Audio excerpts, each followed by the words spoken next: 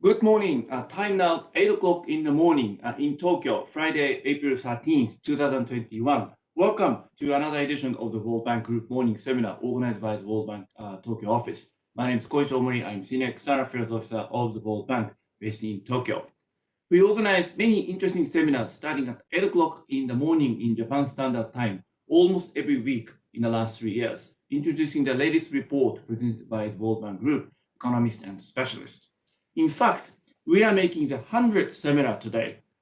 This is the very first seminar organized by ourselves was held on April 2018 up to 58th seminar, which was held on February 2020. We were asking the audience to gather in our conference room without having a live stream arrangement for our morning seminars. But with the pandemic, we have moved to a virtual version in work from home format, and this has become our new norm in organizing the World Bank seminars. And we are marking the 100th seminar this morning. Every spring and autumn, each of the 6 regional chief economist offices of the World Bank would issue regional economic update report. For the spring 2021 semester of the regional economic update, we have already featured East Asia and the Pacific 2 weeks ago, and today we are shifting our focus to Europe and Central Asia. Connecting from Washington, we have Misha Loksin, lead economist in the Office of the Chief Economist for Europe and Central Asia. Good morning, Misha. How are you? Or good evening to you. Can you hear us? Hello. Yeah. Right now it's working. Very nice seeing you. Good Great. evening to you. Good morning to you. Good evening to me. Hi. I'm very happy Thank you very much. for this opportunity to present in your seminar our recent Great. update. Yeah. This is Misha's second appearance in the morning the World Bank seminar in Tokyo. In June 2015, Misha came to Tokyo, gave a face-to-face seminar on survey solutions and innovative approach to household surveys. We hope to continue in our seminar programs to feature you as a speaker, and hopefully we can have you in person coming to Tokyo once the current situations are improved. We will listen to Misha presenting the main point of the report in the next 30-40 minutes. Then I'll read your question received from the audience in advance, and thank you very much for sending those questions to us. Please keep sending your questions even during the seminar. I'll read your questions, asking Misha to respond after his keynote presentation. With that, I would like to ask Misha to come in to start your presentation. Misha, over to you. Thank you very much.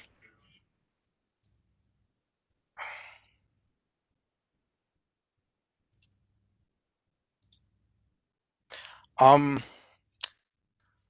you very much. So this is the presentation about the latest spring 2021 Europe and Central Asia economic update. And typically when we release this biannual economic updates, these updates consist of two chapters. One chapter provides the general macroeconomic outlook for the region, and another chapter is a thematic chapter that focuses on a particular relevant topic for the region. For example, recently we had the economic update on human capital, on migration, on impact of COVID on Europe and Central Asia, and my colleague was presenting it also in that seminar at the last economic update. So I will go in this format.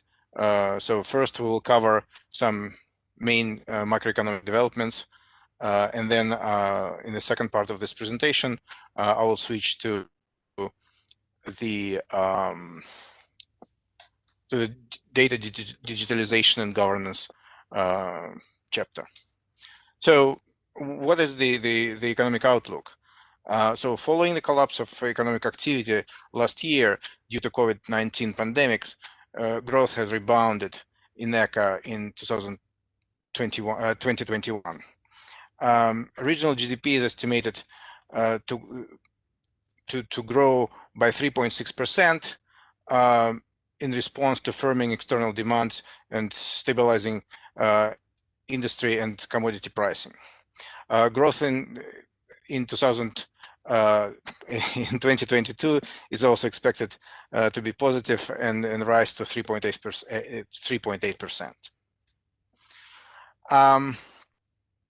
But the fast regional recovery was interrupted by a sharp resurgence of the virus in late 2020. Countries in the region grappled with the spread of more transmissible strains of COVID, which forced the extension or reintroduction of lockdown measures of various stringencies. A recent rise in rates of positive COVID tests, particularly in Central Europe and Western Balkan, suggests that the number of actual cases could be higher than confirmed by the current testing capacity. A similar situation we observe in Russia, in other countries of the region. But the second slowdown was shallower compared to the first one, and there are high hopes for the effectiveness of vaccine, even though the vaccination take-up is slower than in other countries of the world.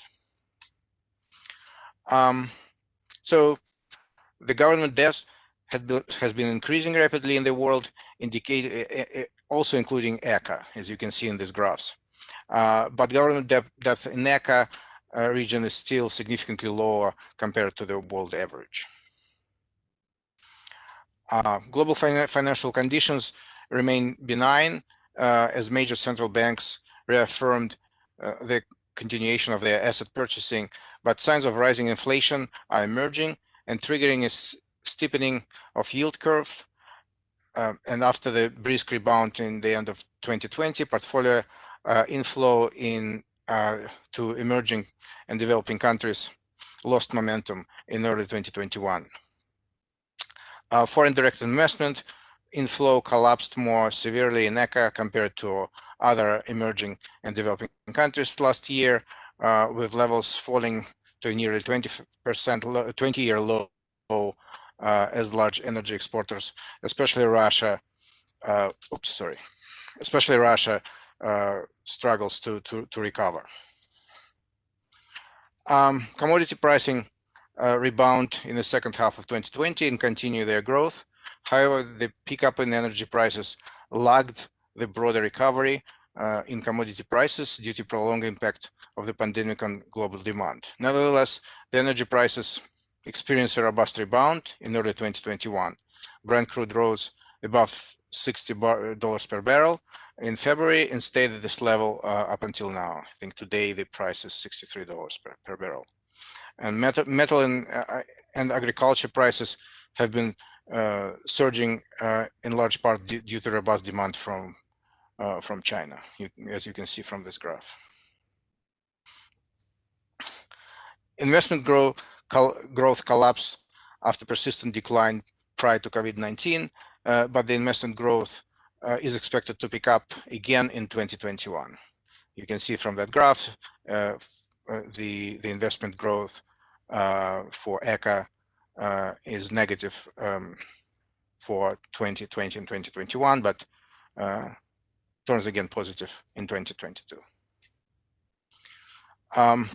So what's the global outlook for the world? So after 4.3% global contraction in 2020, there is expected to be around 4% rebound in 2021 and 2022, but still global GDP will remain over 4% lower than pre-pandemic projections even in 2022. However, there are some risks of that recovery, and the projections could be much lower if the pandemic will intensify again due to variants or delayed vaccination deployment. And as we see right now, there are indeed some lags in vaccination in Europe. Right now, we have a limited policy space to respond to shocks and support recovery. Much greater output contraction in major economies could happen that will affect the rest of the region. We can also expect weaker external demand from major economies, renewal global oil demand weakness that will affect oil-producing economies in the region, and high depth widespread defaults and financial crisis might affect the prospects of global economic recovery. For ECA outlook, the economy of ECA is projected to expand by moderate 3.6% in 2021, reflecting the lingering disruption to activity from early resurgence of COVID-19 and the emergence of more contagious variants of the virus. Growth is expected to pick up and reach 3.8% in 2022. And you can see here from this table that the Western Balkans and Russia are projected to have the lowest. They will hit the hardest along with South Caucasus, and the recovery in these regions will be the slowest. So what are the risks of ECA outlook? The risks of ECA outlook are similar to those for the world. Again, a resurgence in pandemics, delay vaccination deployment, the need to introduce further restrictive measures due to persistently high cases might slow down the economic recovery in ECA. The sharper than expected contraction to ECA emerging and developing economies' largest trading partner, the Euro area, as well as weaker than expected growth in large economies could also have a negative impact on the ECA economic outlook. Fiscal constraints and some inflational concerns also might be affecting the projections. And other issues that are similar to the world as a whole. So on the long run, the challenges in priorities for ECA regional strategy is to boost human capital and reversing COVID damage, strengthening institutions and improving governance, enabling markets and fostering competition, and facilitating green transition and recovery. These four areas are priorities of our region, where we focus most of our efforts. And as one of these pillars is improving governance, and this is the second part of this presentation. We'll be focusing on the governance. So why do we focus on governance? Good governance, understood as a rule-abiding institutional environment with effective governments and civil society that makes them accountable, is fundamentally associated with better development outcomes. There are large literature that demonstrate the positive relationship between quality of governance and the economic growth. This is particularly important in ECA region, since historically governments play an important role because there's a high government expenditure to GDP ratio in the region, and public sector takes a large share of total employment in the region. And I will discuss this trends further in the presentation. So we also expect that role of government will increase in ECA as society in the region are aging, and traditionally the societies in ECA region were more risk averse. And these two features of European societies increase demand for government intervention. The COVID experience also demonstrated the important role the government plays in addressing the crisis and in interactions with citizens, and strengthening state capacity and improving citizen trust and engagement should be a key priority for government across ECA. So data and digitalization to improve governance. So there are many ways to improve governance, and many approaches has been tried and failed, or tried and delivered some results. But among several ways in which government can be improved harnessing the digital revolution and broad digitalization emerges promising strategy. It is promising because it's a cross-cutting theme through all branches of the government, and digital revolution is coming, kind of embracing all the countries. So we want to demonstrate how this digital revolution could be turned into the tool to improve and reform governance in ECA. Digital technology offers the potential to increase efficiency, transparency, responsiveness, and citizen trust, directly impacting governance quality. The decline in the cost of producing, analyzing, and aggregating data opens the possibility to adopt and adapt data systems within government management and organizational models. These days, the cost of producing data and analyzing data is dropping exponentially.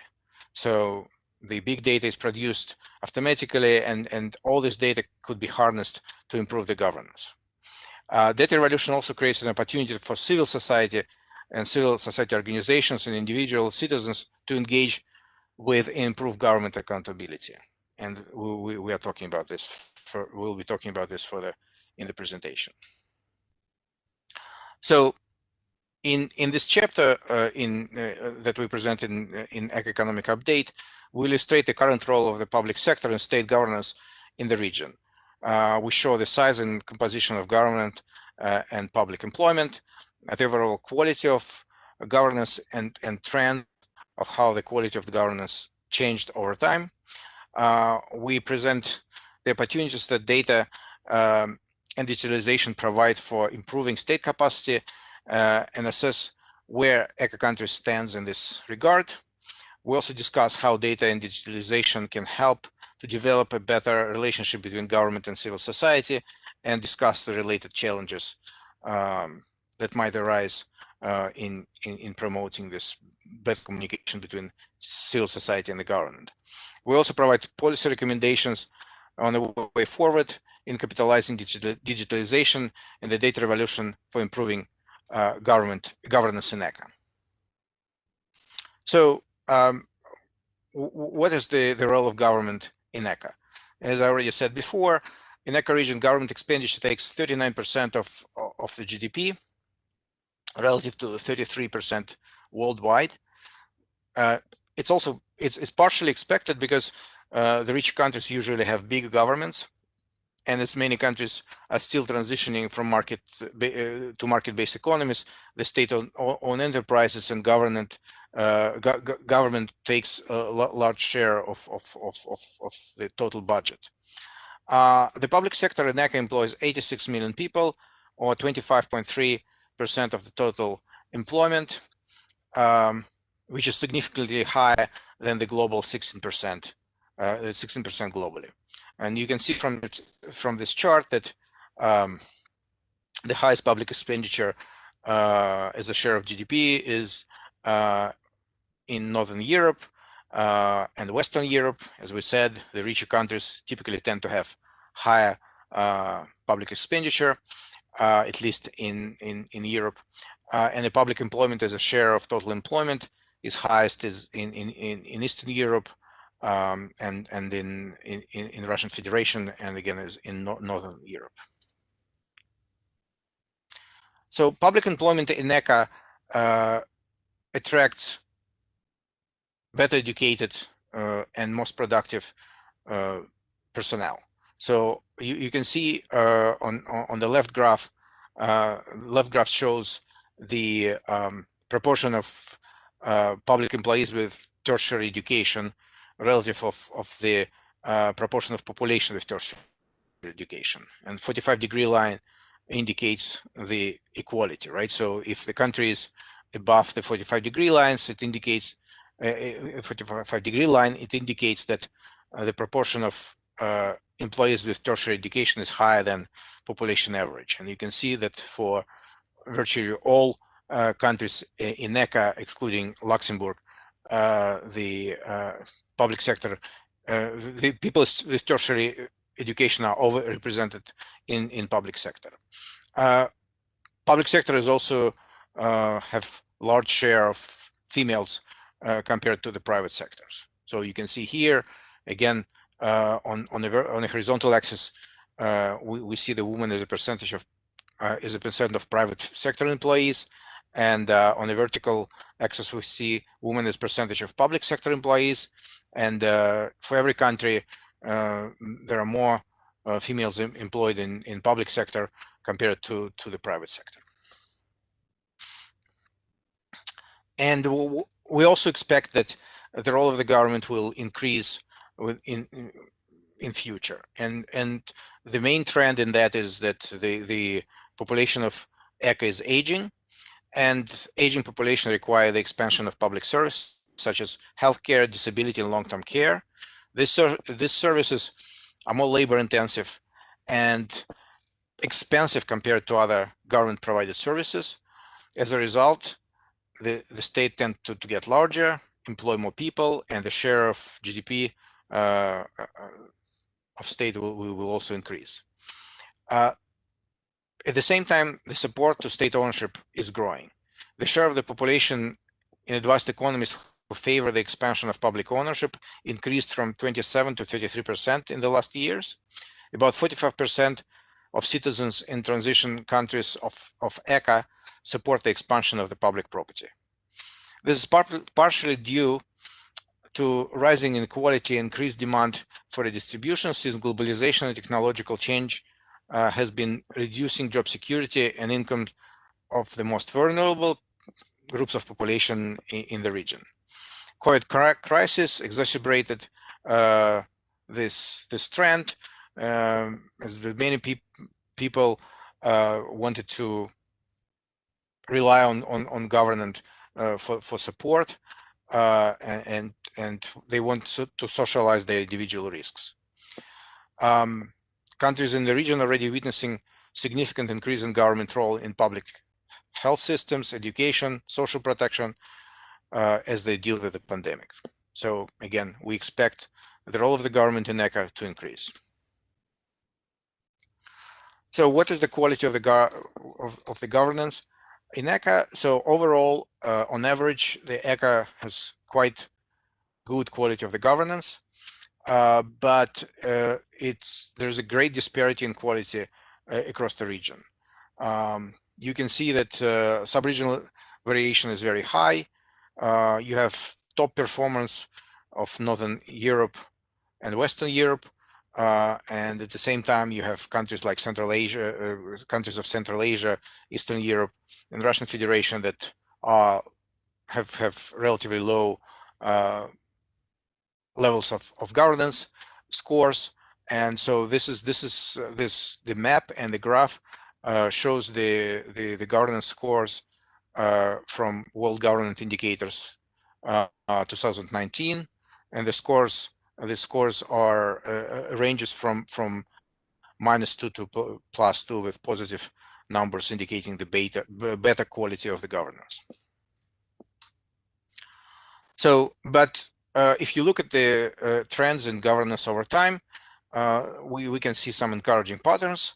Over the 2 decades, quality of governance in ECA has improved, particularly among the originally low-performing countries. So on the left graph, you see the components of World Governance Indicator, and the components are control of corruption, regulatory quality, rule of law, governance effectiveness, political stability, and voice and accountability, and how they change. Each of these components change between 1996 and 2019, and you can see that ECA governance improved in all respects except the political stability, which is also expected given recent developments. But it shows quite good results. And on the right chart, you can see again 45-degree line, where we plot the governance score in 96 on horizontal axis and governance score in 2019 on the vertical axis. And here you can see that many countries are above the 45-degree lines, meaning that their scores improved from 1996 to 2019. And also we can see the so-called mean reversion situation, where the biggest advances in governance quality are observed in the countries that had the lowest governance quality to start with. So now data and digitalization. So right now we covered the state of governance in ECA, and now we move to data and digitalization for state capacity. So the data revolution, which is defined as accelerating decline in cost of producing and analyzing data, and the rise of available personnel who are trained in analytical methods. So the data revolution is kind of happening right now, and as before, the cost of producing and analyzing data is dropping significantly. And so data revolution is closely linked with data transformation, which actually entails like three main pillars. Digitization, the conversion of information from analog to digital formats. Digitalization, the adoption of digitized data and tools. And GovTech, the application of technology to government practices. And these three components of data revolution could help to promote empiricism in the public sector, which is the application of empirical methods to improve decision making. So, and this is what we're trying to promote in this chapter right now. So, digitalization of government operations. So the digitalization can improve the state capacity by making system more simple, transparent, and thus more efficient. And as I showed in my previous slides, the share of the government and government employment is very high in ECA. And this is why even a small improvement in government efficiency could have a very, very large budgetary and economical implications. For example, according to cross-country evidence, the introduction of e-filing of taxes and e-procurement improved the capacity of government to raise and spend fiscal resources through lowering tax compliance costs, improving tax collection, improving public procurement competitiveness, and reducing corruption. These results are particularly strong for ECA countries, which have a high level of development and internet penetration, and at the same time, many countries in ECA suffer from corruption and inefficient public services. So there are multiple country examples of effect of data and digitalization on state capacity. So in Tajikistan, the introduction of e-filing of taxes reduced compliance cost and made tax payment more equitable by reducing bribes. In Albania, introduction of more agile electronic services resulted in reduction in time needed to register a vehicle from 5.3 days in 2016 to 30 minutes in 2020, and the process to request a health card went down from 5 days in 2016 to just few minutes currently. Estonia, a known leader in using technology to improve its governance, introduce the X-Road. It's a data exchange layer that enable exchange between informational system, allowing an estimating savings of the equivalent of 820 years of working time by eliminating the need for impersonal interactions. And this is, I think, a very important development, because the data integration and data coordination is very, very difficult and challenging problem that any country faces when they try to develop e-governance and improve digitalization in the government. Another example is a case of Croatia, where the improvement digitalization of judiciary system helps to improve the processing of cases in arbitrage and in the courts, and the study demonstrated that introduction of the system of integrated case management system allows to significantly reduce the time and the number of lagging cases that impacted firm revenue and provide a strong economic justification for improving judiciary speed and efficiency. So obviously, when government wants to reform, it's important to assess the digitalization of government operations. And there are several indicators of government digitalization. It's number of government systems that have transitioned to electronic format, and we can focus on 5 main governance systems: human resource management information systems, public investment management systems, tax management information systems, financial management information systems, and procurement systems. And on that graph, we show what's the state of implementation and functionality of GovTech systems and how it's vary across the region. So on the left graph, you can see the number of the systems implemented in different subregions of ECA, and you can see that Central Asia and South Caucasus and to a degree Western Balkans are lagging in that respect, while Russian Federation and Turkey and Western Europe and Southern Europe have larger number of GovTech systems in place.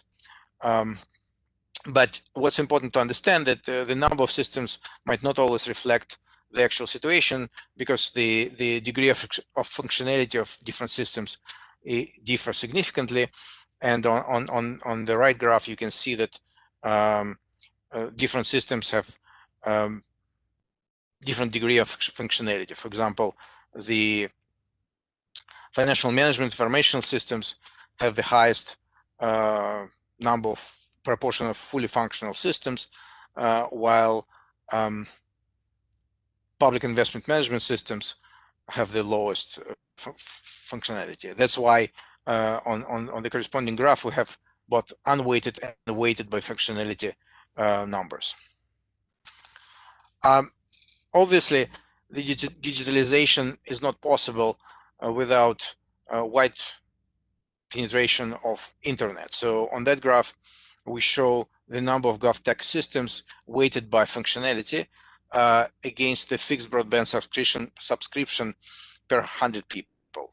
And you can see that the higher is the penetration of internet, the larger is the number of people who can access the broadband connection, the higher is the number of GovTech systems employed in the country. So improving broadband connection should be a priority for lagging countries for meaningful digital connectivity, right? You can see that Tajikistan, Kyrgyzstan, even Ukraine and Uzbekistan are lagging in terms of penetration of internet. And improvement in internet should have a positive impact on the use of digitalization in the governance. Data analysis for state capacity. So information is critical design feature of the public sector, but most public sector entities were designed around information aggregation through hierarchy, right? So vertical hierarchical system that were a basis for governance in many countries prevents the flow of information. So this structure discourages officials from interacting with new method of data production and data analysis. And recent advances in data and digitalization can fundamentally transform how public sector personnel acquire, interact with, and apply information to organizational decisions. Wider access and engagement with information in turn can provide meaningful scope to optimize public sector management and productivity. So the examples of data analytics for state capacity, in 2014, the Polish Labor Office implemented automated data-driven decision-making to determine eligibility for employment assistance, offering opportunities to minimize biases and reduce margin of inefficiency and errors. A project in Skopje, North Macedonia, used data from detectors in the road, air quality sensors, and traffic monitoring cameras to automate traffic lights, reducing travel times in the city by up to 20%. So what are the constraints that prevent use of data in public administration? One of them is the natural monopoly. So governments are natural monopoly, and they face little competition and market pressure to encourage information sharing and actually to modernize themselves. This generates informational silos. As I said before, the cross ministry data sharing is a big issue. Much work gets done in teams, and there are free riding concerns, because if one team working on a problem, if a team member undertakes a costly effort to learn and organize information for a project, other team members may have little incentive to do so. That also prevents from using more data in governments. Of course, bureaucratic conservatism is another obstacle. So mission-oriented public officials, while very productive in business as usual context, might be resistant to use new information or adopt new practices because they have a predefined set of missions or beliefs. So in order to, so these are the obstacles for using data in public administration. And we want to show one of the examples of how to harness data in human resource management systems. So over the past 30 years, ECA government has accelerated the adoption of human resource information systems. But as you can see, and you can see in the graph, the number of the systems and number of countries with human resource information systems has been increasing steadily over time. But at the same time, the use of data and use of analytics in that systems vary significantly by the type of data. So on the left graph, on the right graph, you can see that number of employees, age, gender, contract types are very much standardized through the systems, while union membership, languages, disability, training days, use, the data in these dimensions are much less standardized and lower quality. So what's important also, the data revolution can open the way to improve the collaboration between governments and civil society, between governments and civil society. Many citizens in ECA mistrust the government and view political decisions as not very transparent. Capitalization on the data revolution and digitalization can help build strong linkages between government and citizens by reducing the information firewalls.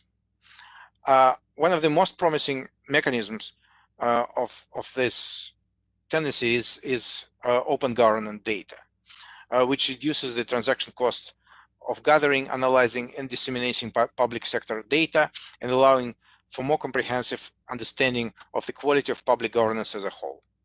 Today, ECA public sector collects and produces large amount of information, but lacks the incentive structure to disseminate this data and help civil society to overcome public inaction to use it. So transparency, trust, and legitimacy is a big and serious issue in ECA countries. As you can see from this graph, 29 out of 49 countries in the region, the percentage of citizens that have confidence in their national governments is below 50%. It's especially low in Western Balkans, in Central Europe and Baltic states, and 54% of respondents of the European Social Survey in 2018 noted that the decisions in their country politics not transparent, while only 12% noted that they are very transparent. So clearly, this situation needs to be changed, and digital civil engagement is a way to improve this situation. grievance redress mechanism can help build trust. And so one of the example of such system, implementation of such system and promoting the interaction between government and civil society is the case of pothole management in Moscow. So there's a paper by Gargalou et al. And co-authors who demonstrated that new ICT technologies offer an opportunity for citizens to engage directly with government to improve the quality of public services. And the government can also politically benefit from that. So in 2011, the city government of Moscow created an app which allows citizens to post complaints about potholes in roads. And this is the big problem in Moscow. So this app sends the complaint to the relevant authority.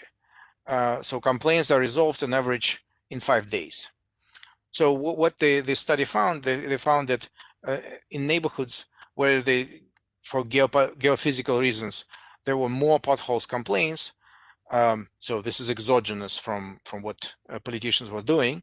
So in certain areas of Moscow, it's more wet and cold than in other areas, and potholes occur there more often.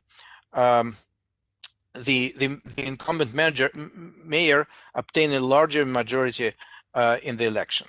So it's not only benefited the citizens, it's also benefited the politicians. The app allowed the local government to show responsiveness to citizen needs. So that's the example of this interactions. So another very useful initiative and strong initiative that was actually highly supported at the World Bank is open government data. Open government data is an initiative that calls for the release of government data, information produced or commissioned by public bodies, so it can be freely used, reused, and distributed by anyone. Access to information can increase citizens' awareness of government activity and improve accountability and foster trust. Let me go a little bit faster. So, however, there are obvious constraints on the use of open data in governance. First of all, there's a limited research and impact evaluation of open governance data policies, which make it difficult to evaluate its outcomes. Governments might be hesitant to publish data because the information is power and the quality of data may be perceived as low by public. The government do not want to risk the political backlash. Collective action problem in the civil society, meaning that the use and analysis of open governance data require some investment, and no single person wants to take up on that. So coordination is needed here. And high digital connectivity in eco facilities facilitates open government data dissemination, and the use of social media can overcome the collective action problem as I described. But at the same time, social media, as we know, is rife with misinformation and false news. So what are the policy recommendations that comes up from this report? And let me go quickly so we have some time for the questions. So it's important to diagnose the current state of public administration for the reform, and there are methods that would allow to do that. So governments should measure the level of data use and technology in the public administration, and it's also should assess the environment in which public administration operates in terms of laws, provision of data, and regulations, because in many cases the legal framework doesn't exist in many countries to allow the further use of data for governance. It's important to focus on staffing and team building for data and digitalization in government.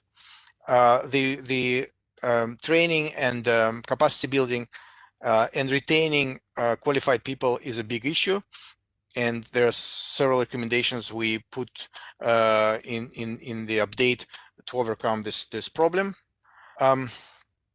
It's also very important to create the enabling environment for the reform. As we already touched many times, intersectoral coordination is very important for the decentralized data systems across the institutions. It's very important to develop national strategy to help bring together stakeholders across ministers, agencies, to define common vision, shared needs, and potential gaps and strategical goals. And high-level coordination of e-government activities is also very important, because in ECA countries, only 21 out of 50 countries don't have a government coordination authority for data use, and less than half of ECA countries, only 20%, 20 out of 50, have a GovTech institution supporting interoperability and interconnectivity between government agencies. As we said, it's very, very important. There are still lagging digitalization of government that must expand, and even as we mentioned, the penetration of broadband internet would be very, very important.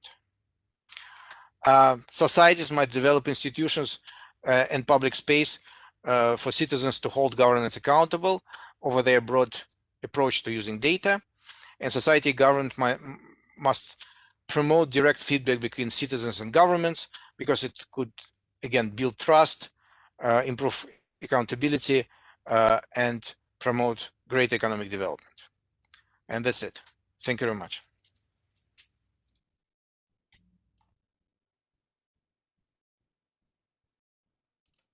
Thank you very much, Misha, for your question, the presentation on the report. So the rest of the seminar, let me read the questions that we received from our audience in advance, and then asking you to respond. For the interest of time constraint, probably I'll read those questions as a group, and then I'll ask you to respond comprehensively from your end. The first question, a question from Sasaki-san. Thank you very much for your question. Did you receive reactions from the governments in the regions to the point raised in the report? Particularly, the report calls for enhancing digitalization while the governments in the regions are facing with physical challenges in the pandemic situations. How would the World Bank collaborate in this regard with bilateral partners such as Japan and European donors and other multilateral development banks? So that's the first question. Questions regarding the responses from the government to the report is the one. Second question, from Omote-san. Thank you very much for your question. Definitely, the data is useful for not only for better policy making, but also for increasing transparency and citizens' trust in government through the access to information. In the field of public procurement, countries are increasingly recognizing the importance of open contracting, and some countries in Europe, such as Ukraine and Latin America, adopt open contracting data standard, OCDS, promoted by open contracting partnerships with initial assistance from the World Bank. The increase in direct awarding procedures due to COVID-19 also accelerate this momentum of open contracting. However, overall progress on disclosing procurement data and its analytical use is still very limited in many countries. Does the World Bank have any plan to develop a strategy focusing more on open contracting to support this initiative? Second question was related to the procurement and transparency. Third question, from Mori-san. Thank you very much for your question. The slide 31 discussed about the data for collaborative governance with civil society. Would you please elaborate and introduce some practical examples in specific countries? So question related to collaborative governance with civil society regarding data and the concrete examples, if you can just talk about it. And then let me continue to read more questions. Question from the anonymous viewers. Thank you for your question. In the context of excess profit in ICT sector, for example, GAFA, how do you think about digital taxation in the region? Where does it stand in the region, and will it work if implemented in the region? So question related to digital taxation. And then same the viewers saying one more question. Concern for privacy may be expressed when digital government concepts are strongly pushed. Do you have similar issues in the region? What kind of individual information should be collected for digital government to improve its performance in the region? It may be a chicken and egg problem, but how could civilians deal with the government with uncertainty or government with authoritarian regime in managing their privacy properly, even though digital government is a possible way to go for a good governance? So we have many questions from the audience focusing on different aspects of the governance and digitalization. And I'd like to ask Misha to come in to perhaps comprehensively respond to those questions. So Misha, please. Thank you very much. Yes, that's excellent questions, and I'm very happy that there's interest in our work and in this topic. I can probably start from the talking about the reactions.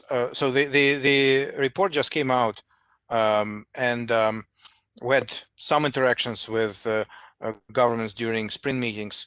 Overall, it's very, very well received.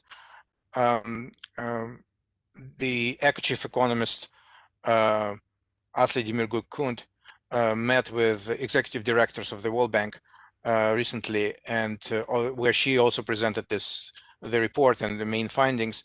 And virtually every managing director and executive directors were very, very excited, and they asked for bilateral continuation of this work. So there are several dimensions here.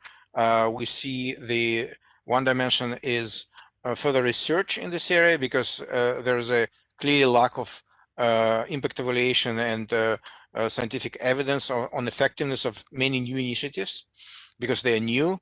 We don't have data yet on that. So the research would be one of the areas of collaboration.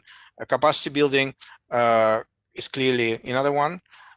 Promoting the data sharing and the experience sharing between the countries could also be facilitated by the World Bank, and World Bank will be directly involved in working and providing assistance to countries that would help to digitize and promote digitalization in their governance. So we, as you know, we have a governance global practice which very intensely involved in GovTech. They just released the report on GovTech, and this is what mostly what they do. We also, the Office of Eco-Chief Economist is also involved in this activity. Going over the taxation, digital taxation.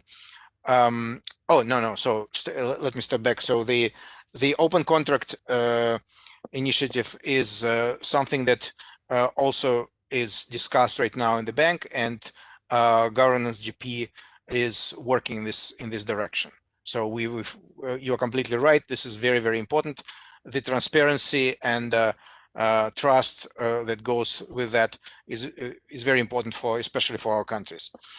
Digital taxation is a very, very sensitive issue which is coming up. You know that France was a leader in this initiative of digital taxation, and right now I think 7 or 8 European countries also join France in addressing this issue of fair distribution of taxes from global ICT firms. So this is the issue on our radar, and we are monitoring that very closely. How it will affect the new landscape of digital landscape, it's difficult to predict, but clearly there's a movement in that direction. There was also a very difficult, interesting question and complicated question on data privacy and how to make sure that data is private. So, as you know, in Europe, there's this GDPR, General Data Privacy Regulation, which designed to regulate the data flow and data privacy in European Union, in Eurozone. It doesn't cover all countries in ECA, but many countries use that as a framework for development of their own systems and regulations to protect private data. What's also very important is that probably the interaction between citizens and governments should be done in steps. So the most sensitive information should probably be at the initial steps held private, but as the government and citizens engage more, the level of trust will increase, and thus more data could be interchanged between citizens and governments. And what's important here, and I think many people don't see that, is that not many people, many countries don't do that, but it's very important to also to develop a network of NGOs and think tanks who will actually validate the government data. So if you think about United States or United Kingdom, there's like whole ecosystem of data analytics that controls what data government is using, what's the quality of this data, how often it releases. And without this system, it will be difficult for the countries, for individual countries, to create a proper balance between the privacy, access, and equality. And I think this is another area where the World Bank can help our clients to move in that direction. I think that's, am I missing anything? I don't know. Yeah, then let me, thank you very much, Misha, for your responses. Let me read one comment which was posted on the YouTube chat screen, comment from Anissa. And then I'll ask you to come in with your final remarks, and then we'll wrap up a seminar. Anissa says, is there any distinct qualities between developed and developing countries in ECA regarding governance data standard management? So that's the comment or question from Anissa. And then I would like to ask Misha to come in with your final remarks also to the viewers in Japan. And then we'll wrap up a seminar. So Misha, please. Okay, yeah. So I think I would see the main difference between developed and developing countries or transition economies in the region in terms of data policies and governance and government is that, as I just said, European Union has a set of regulations that actually create, and not only regulations, but also standards that facilitate the interchange of data and the use of data throughout the European Union, and regulate data privacy issues and have some mechanism for appeal and grievances. In many developing countries and transition economies in the region, these frameworks do not exist and need to be developed. And this problem of interoperability and common data standards is very important. And as we see, many developing countries are lacking this. But at the same time, the fast pace of technology helping developing countries right now to, leapfrog from where they are right now to the very high standards that, and you can see in my presentation that many countries, actually Turkey and Russia right now, have a very, very high standards of use of digitalization in governance, despite the quite authoritarian regimes. But the beauty of digitalization is that it penetrates all branches of the government, and even authoritarian regimes can benefit from that, and even citizens can also benefit from that. So thank you very much again. Thank you for inviting me. I would be happy to follow up individually for any follow-up questions. And thank you for listening to my presentation. Thank you very much.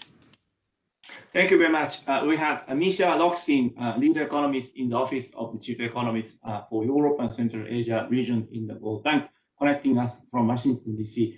Misha, thank you very much for your time to present your report. Really appreciate it. Thank you. We have another morning seminar this week. On Friday, April 16, we will be shifting our regional focus to South Asia.